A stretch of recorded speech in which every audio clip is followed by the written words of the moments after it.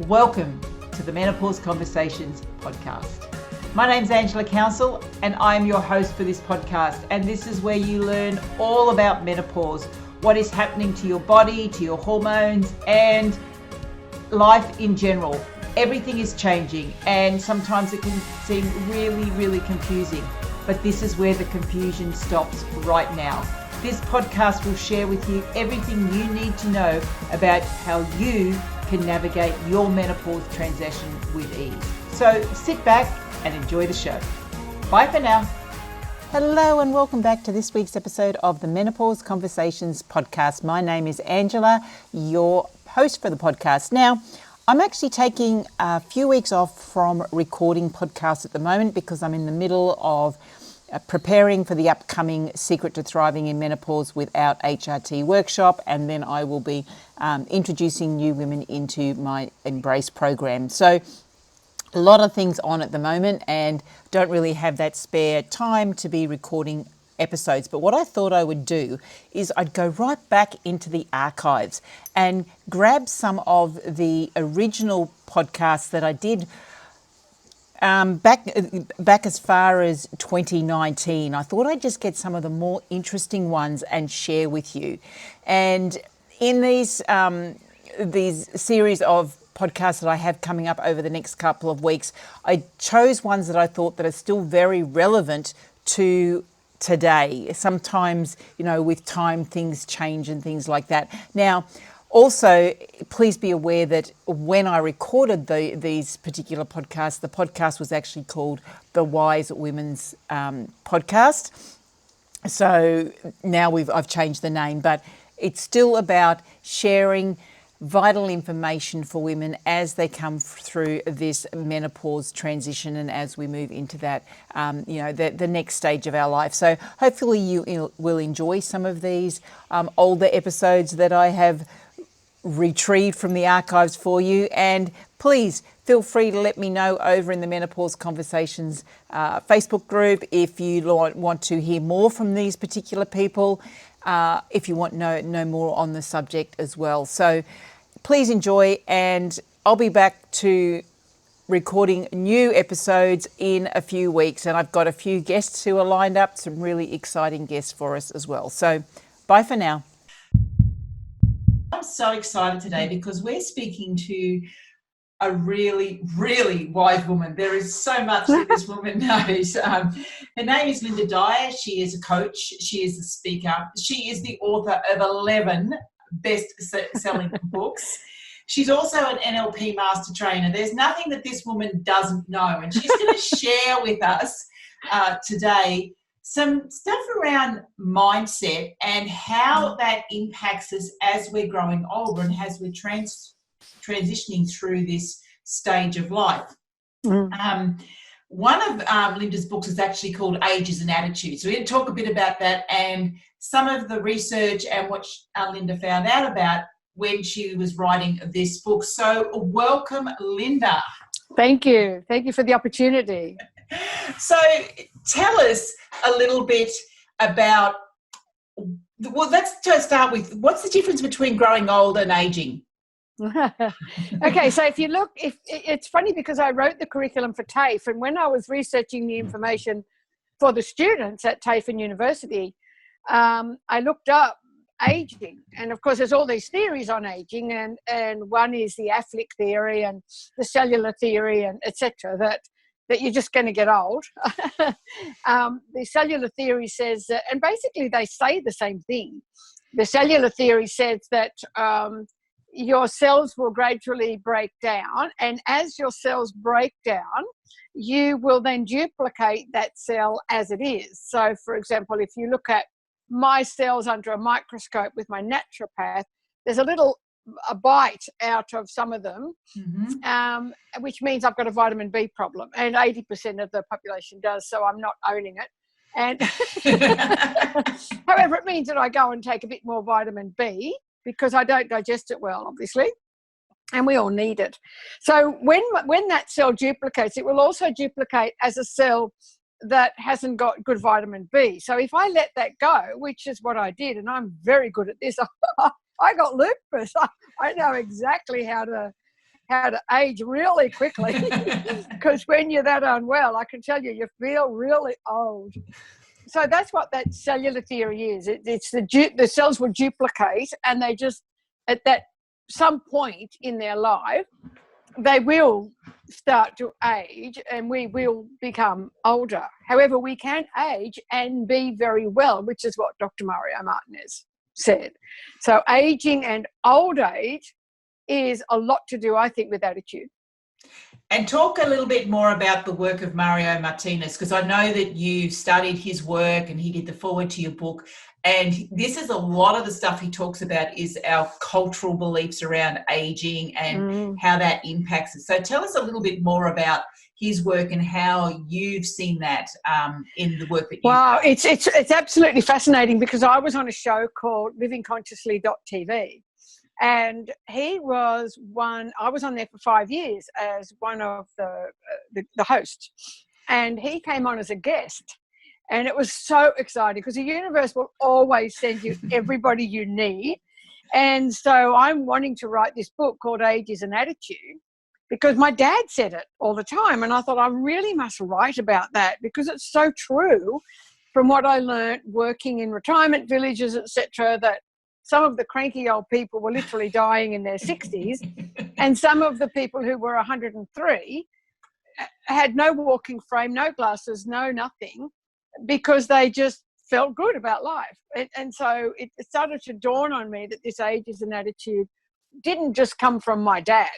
It came from the experience I had working in aged care. So Mario Martinez came on, and he talks about working in the blue zones.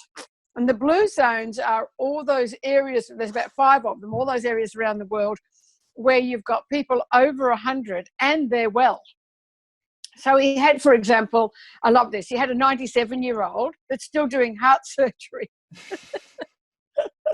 And people say to me, I wouldn't let him work on me. I said, why not? He's got all the experience under his thumb. You know, and he looked at why are these people so well, and he came up with a whole lot of really good things that these people do that had commonalities. And one was that they ate lots of fruit and veggies, and if they ate meat, it was grass-fed, and that's all that. And I live by his principles now. I'll eat grass-fed if I'm going to eat meat. And then another one was they don't eat everything on the plate. I don't know about you, and I don't know about the people out there, but how many of you were told to finish everything that was on our plate? Yep, that's right. We're always told that, because the poor people in Africa didn't have anything, so we had to eat what was on our plate. And also because you've got to remember, our parents came out of a war, and so they came out of a war with a poverty mentality, that food was hard to get. There was bread and potatoes in some places. That's basically all they had, and they gradually got stamps and food things to go and get others. So this poverty mentality led to you better eat what's in front of you and better eat. I mean, I remember watching my sister almost puke over porridge, and I haven't liked it since.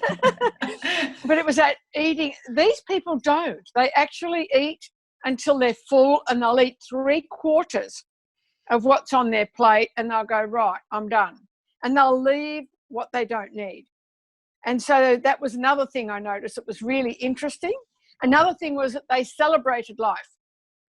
That when there were times in their life where things happened, they made sure that they celebrated. The whole community would celebrate it. They would dance in the street or whatever it took. They rode bikes everywhere or walked, so very few cars. Yeah, very active. And another thing is that they value their older people.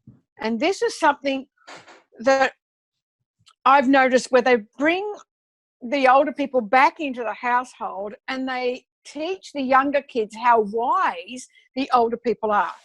And if they want to get some great information, to allow granny and grandpa or great granny and grandpa to go and ask them.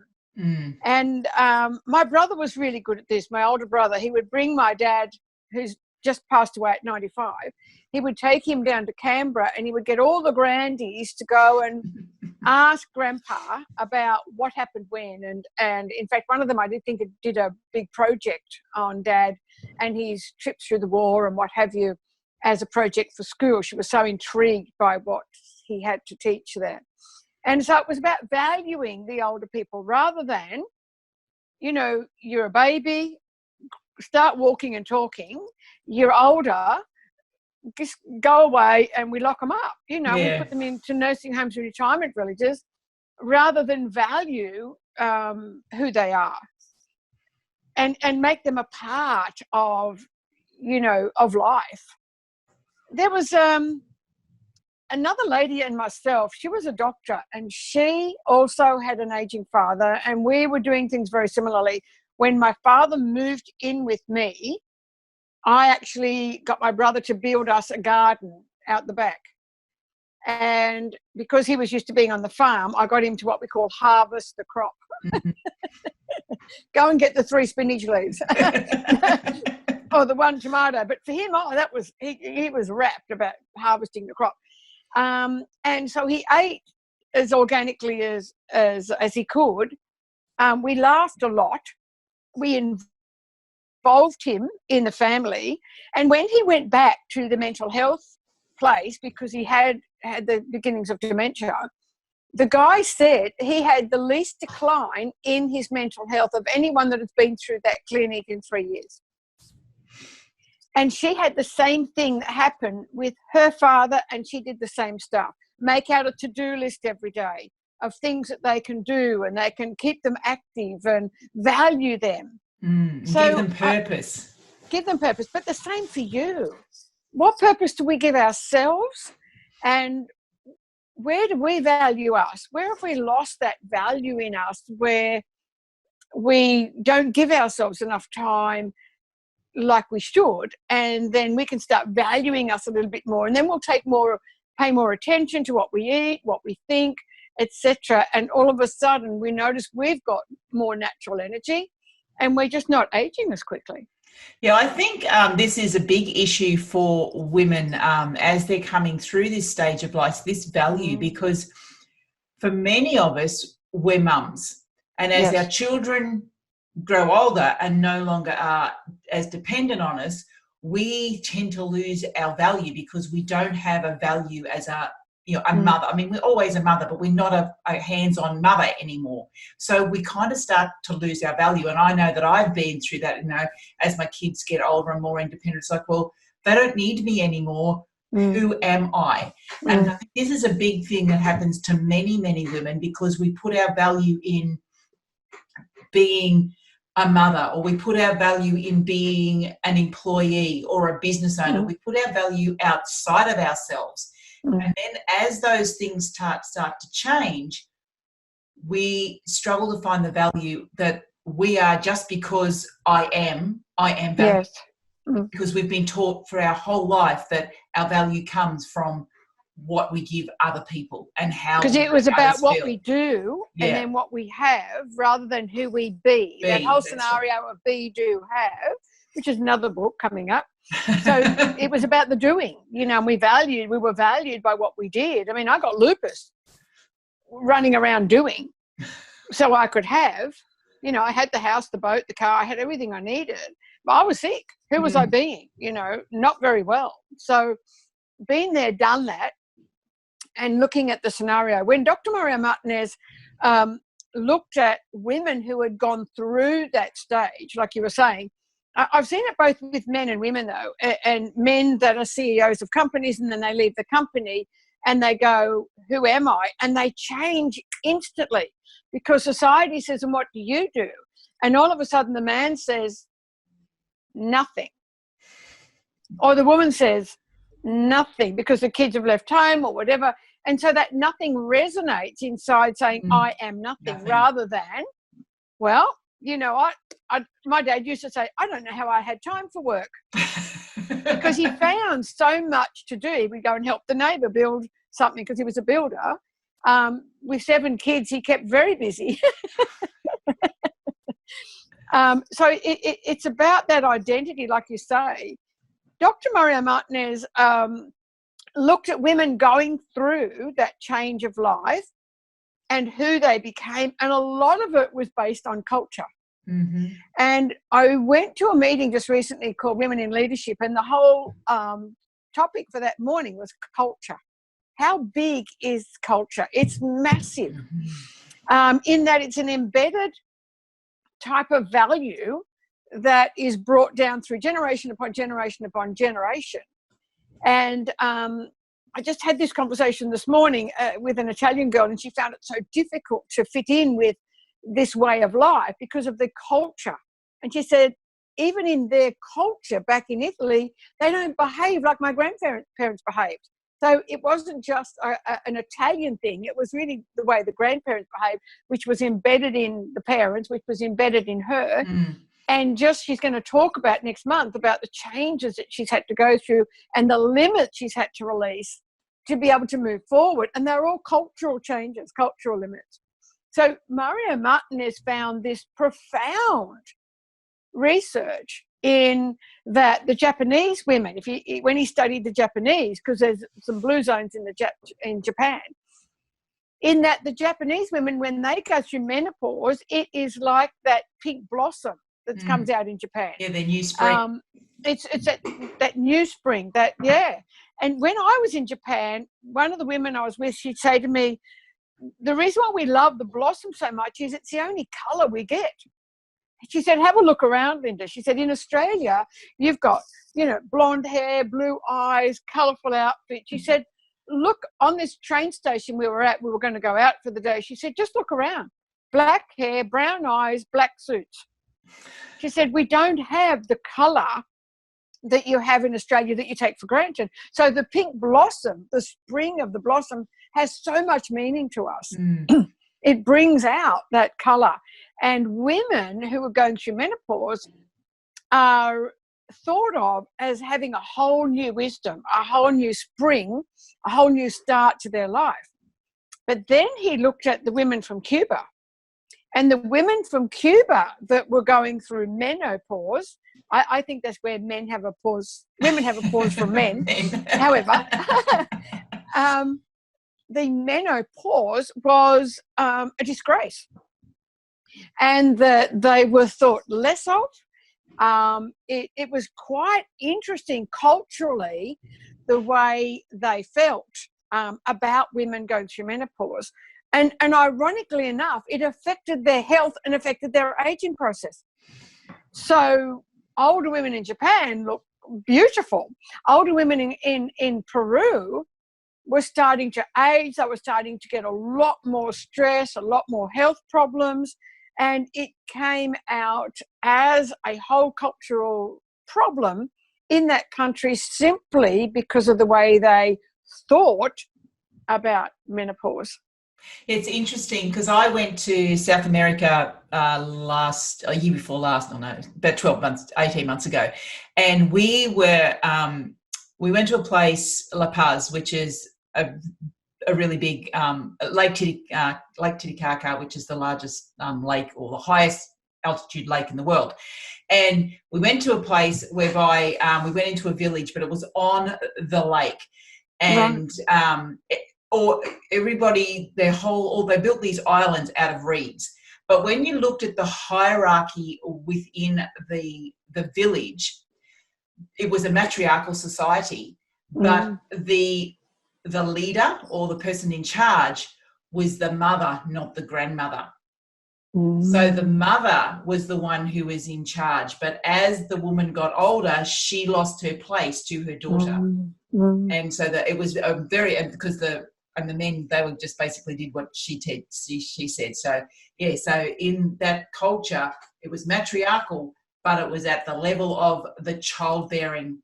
And it may be a matriarchal until she goes through menopause. Yes. And then, as I said, there's a different feeling. Yeah, because she dropped back down. And it reflects in their health. Yeah. Their aging is quicker. The stress and the health that comes on is dramatic. And that's what Dr. Mario Martinez found.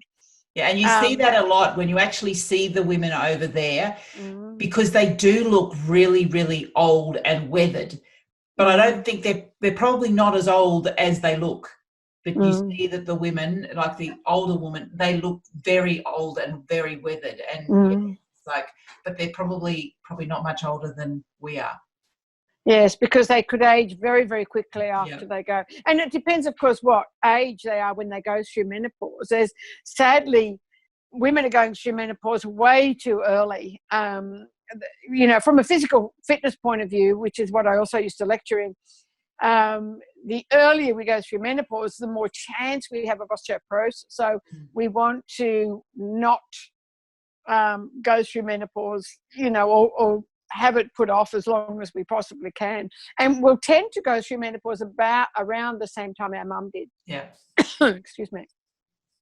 Which is great if you know when your mother went through menopause, or if you're like me, my mother went through menopause at mid-20s because she had a full hysterectomy. So, and so for me, I didn't have any of that guidelines as to what menopause was going to be like, when it was going to happen, because my mother went through it in her, you know, early 20s.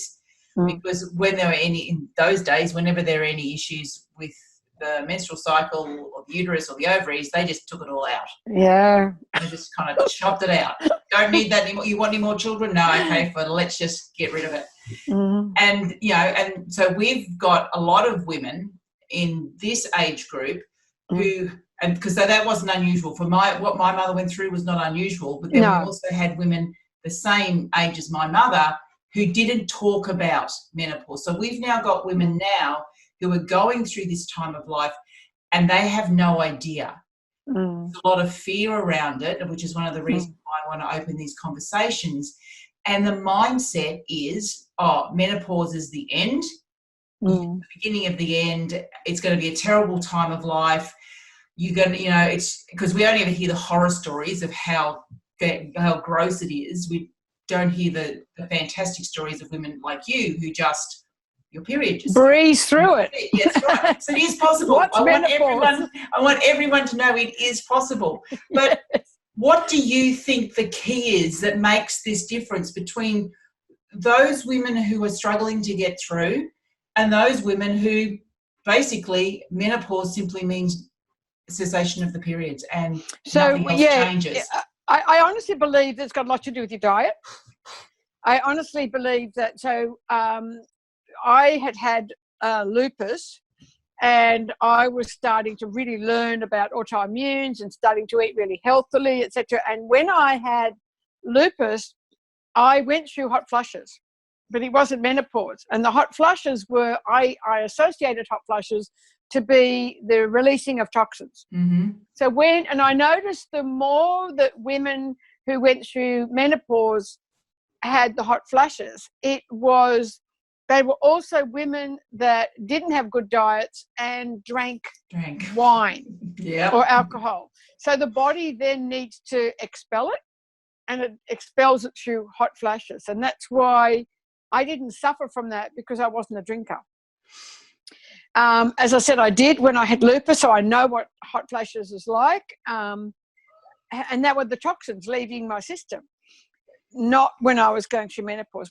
However, when you're going through menopause, there was this, 2, 3 or 4 or 5 kilo of weight that can come on, because a lot of people just associate menopause with, as you say, the end.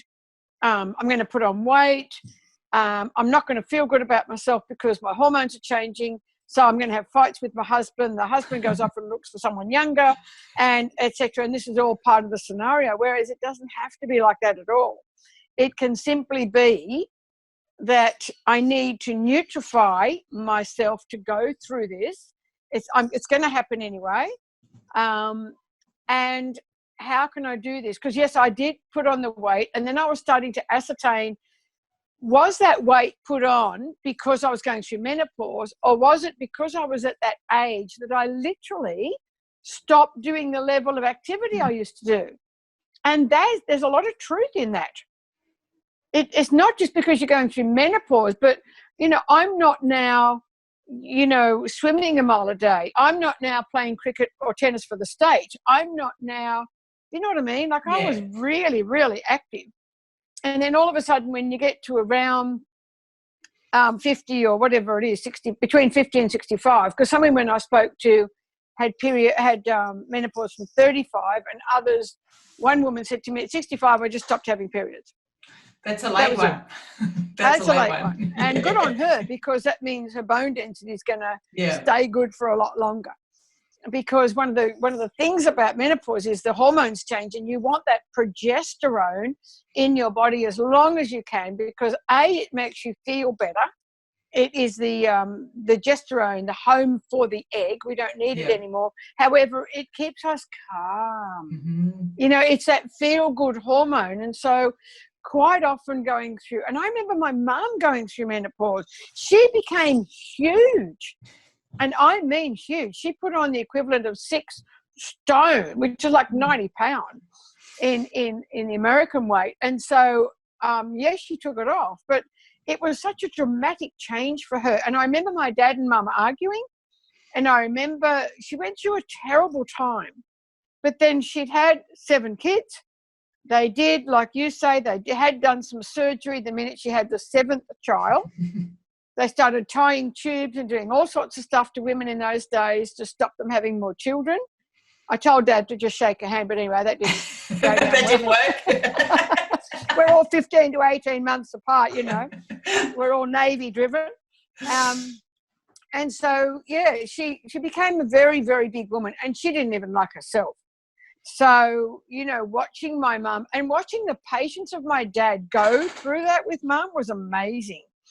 And then mum just made up her mind. This is what she was like. She would just make up her mind one day, I'm going to go and get to a nutritionist and lose the weight. And, of course, then she just lose the weight. Mm. So, however, the menopause, you can't blame menopause for that. My mum changed. The children had grown up. You're not running around after your children as much as you used to. You're not doing the level of exercise you used to do, etc. Does that make sense? And I think a lot of symptoms get blamed on menopause. Yes, in absolutely. fact, you know, most of the symptoms have got something to do, as we said, diet, stress, too much alcohol, and also the fact that our bodies are changing. Our bodies do change because of the shift in hormones, but that's a natural change. But we don't accept the fact that our body is changing, so then we start to fight it, and we do all these things to stop those things, and then that then puts us in this eternal loop that we don't like ourselves. And we crave foods that we shouldn't be eating. So if we're not having as much sex, then we start craving chocolate, which gives us exactly the same hormone that chocolate's better. I could argue. However, I've started to really like chocolate. only the dark one. But yeah, you're right, and then my dad would bring mum home a bar of chocolate as a treat, and you know, they sit more, and they might eat more cake, and they might, you know, then they're drinking more wine. These days it's wine. It's a lot of wine. I mean, women, the biggest drinkers of wine, biggest consumers of wine are women over the age of 45. Yep. And the sweats, they pay for it when they go through menopause. But then, because the hot sweats, I've noticed most of the women that I've had who have gone through menopause, they talk about the hot flashes, and every one of them, without a word of a lie, were drinkers. Yep, totally. I totally agree. And then when you're getting the night sweats and you're waking up at 2 a.m., 3 a.m., liver time, but it's really hard to tell women that that's the issue, because they don't want to give up, because that's like, oh, the only good thing in my life is my alcohol, is my wine every night. So, well, you've got to make a choice. Do you want the hot flushes or do you want the wine? And many go, well, yeah, I'll just live with the hot flushes and I'll drink the wine. Yeah, or even for lunch. You know, they did a TV show once with the women whose husbands earned really good money and they didn't feel like they needed to go and work anymore, and they'd meet for lunch. Well, those lunches would go for hours. Mm. And there was always a lot of wine involved. And that's part of our culture too, isn't it? As opposed to the blue zones. Now, in the blue zones, because I know I've got a friend who just come back from Korea, which is a blue zone. They drink alcohol, but they don't drink it for hours and hours on end. No. They drink it as part of their meal. Mm. And it's not like they have, you know, they'll drink, but they don't drink it the way we drink it. And they can put the cork in or put the tap on, the top on, and they can put it away. That's and that was one of the biggest bone of contentions that I used to have with my ex-husband, was why can't we put the lid on and have that again tomorrow, you know, rather than we have to sit here and watch you drink the whole bottle. And I never understood that mindset of I can't just have a glass. And so the thing is, you're going to pay for it. You know, I paid for it with sugar. I was a sugar addict as a kid growing up because I was so active. I was looking for, and in the fitness industry, we had Mars bars and bananas. Or M&M peanuts, because we justify them as protein, and bananas. And bananas. And, you know, I didn't drink water because my parents wouldn't let us have Coke or cordial, so I thought, well, stuff it, I won't drink anything. Hence constipation and the headaches. So I learned to drink a lot more water. And when I came back really sick from Africa, the first thing the doctor at the university said to me, you need to get onto hot water and just start drinking the water and getting that back into the cells. And so I had to learn, whereas now you won't see me without something in my hand. I've either got a bottle of water in my car or a green tea in my hand, and I literally drink all day. And so, again, I don't have the hot sweats. If I'm even starting to get even the tinge of a headache, I can just drink 2 glasses of water and the headache's gone. You see, the liver will either throw you a headache, a skin rash, or a hot sweat in order to empty out, because at the end of the day, our organs are there to assist you. Yeah. They're wanting you to let go of the toxins. So if you're going to keep putting the toxins in, then you're going to have a harder time of having to release them. Get it out again. So, because we have to finish up here and very soon, what would be your top 3 tips for women who are just starting to come through this stage of life? They're possibly experiencing symptoms, or maybe they're not quite there. Then what are your top 3 tips for what women could do to make this time of life a time of ease and joy and having a great time, as opposed to what other women are? Just understand that it's a natural process. Number one, it's a natural process. It is going to happen to all of us. So the fact that you think it's not going to happen to you, I don't know what planet you're on, but yeah, you can go on the oral contraceptive pill, because that's what doctors do these days, is they give oral contraceptive pill to stop them from going into menopause. It's like, well, that actually puts you in, that is actually, to me, I see that as chemical menopause anyway. Absolutely, because it stops your ovulation. I can share with you now that if I've been on the pill for more than 5 years, you have a 50% chance of having what I had, which was an autoimmune disease. So that's why any woman that's on any of those things needs to be, because of the side effects, you know. So one thing is about understanding that you're going to go through it. And secondly, loving yourself for who you are. Just love who you are. And if you've put on a couple of kilos, it's okay. You're going through some changes, and work out how did those changes manifest? Because the only reason we put on weight is when we take in more calories than we're expending. So if it means we've cut down on our exercise, or we've increased something that puts on weight, we might like to just look at that. So I used to say to my sisters, you either take something away or add something. So you add exercise, or you take afternoon tea away.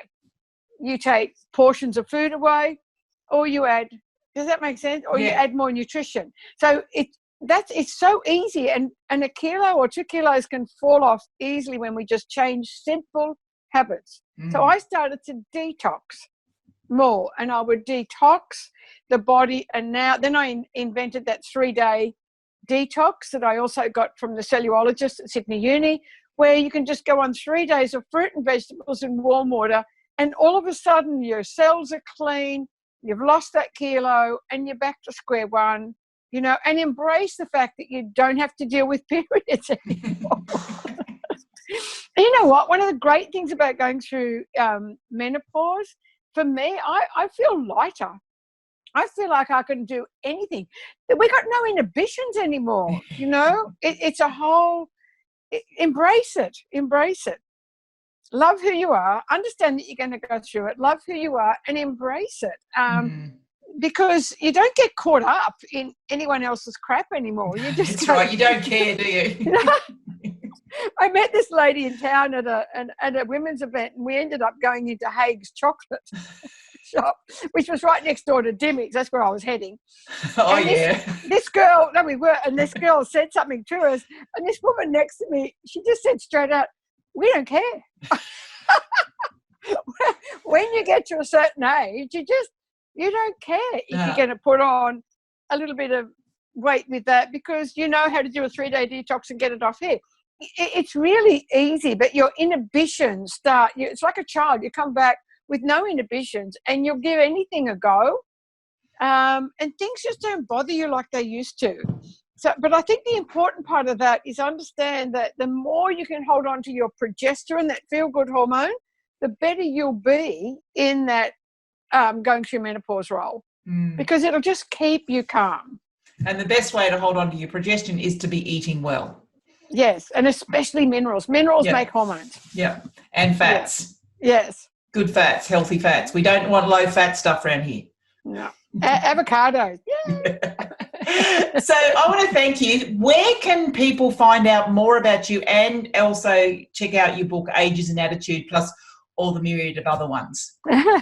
Sure. If they go on to mindpowerglobal.com.au, that's mindpowerglobal.com.au, and they go to the store, they can see all my books. If they'd like to come and do some work with me, I've just finished with a client, and we were also talking, and even for men, we were talking about progesterone, especially if men are getting moody and cranky. They also may be progesterone deficient. So, you know, there are ways for us women to help ourselves and also to give it to men. So, yes, mindpowerglobal.com.au. By all means, email me, go on the site, have a look around. If you go to store, you'll see all my books. And I'm doing some webinars coming up. So, yeah, be in touch. Yep, and I'll put all that in the show notes. So if people are driving around at the moment, just look at the show notes and you'll find all of the links in there. Now, I want to thank you, Lynda. This has been such a great conversation. You are a wealth of knowledge. You have always been a wealth of knowledge. And I always, because I've known you now for a few years, and the one thing that always strikes me is that you are so full of vitality. You definitely have not let your age get in the way of what you do, because you, every time, you know, you show up, you do so much. I'm amazed that you have the energy that you've got, because you do so much. And I really want to congratulate you for really embracing who you are and embracing this stage of your life. Oh, thank you. Well, you see, 70 is a new 50. Well, that's what I'm thinking too anyway. Right, yeah, it sounds good. Not quite there yet, but that means I must be about 25. No, I don't want to be 25 again. No. So thanks for your time today, Lynda, and thanks to all of our listeners. Hopefully you enjoyed that conversation, and go check out the work that Lynda's doing and check out her books. She's got, if there's a topic you want to know about, Lynda's written a book about it, guaranteed. Thanks a lot. Thank you. Thank you for the opportunity. And, yeah, let it go, guys. Just embrace.